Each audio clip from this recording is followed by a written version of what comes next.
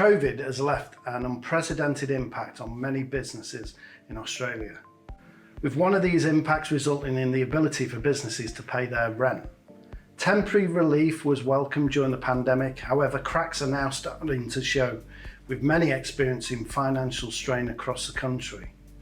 The pandemic has accelerated the shift towards online shopping and the move for corporate businesses to work from home environments.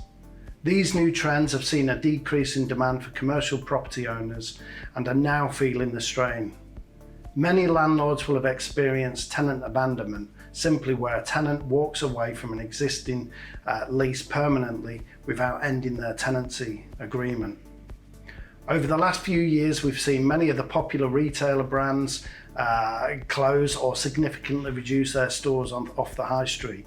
Including Colette, Jigsaw, EB Games, Bardo, Ed Harvey, Roger David, to name a few of these.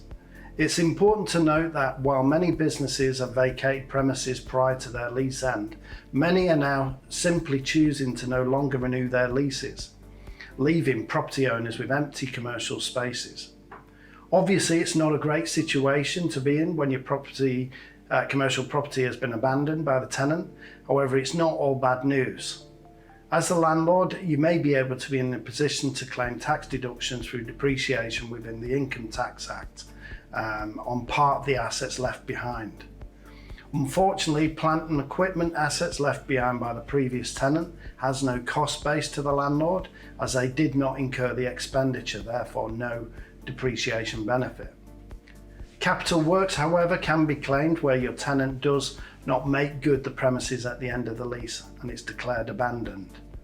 The ownership will revert to the landlord, and these assets and the value will be based on the estimated written down value, which can be depreciated or written off in full.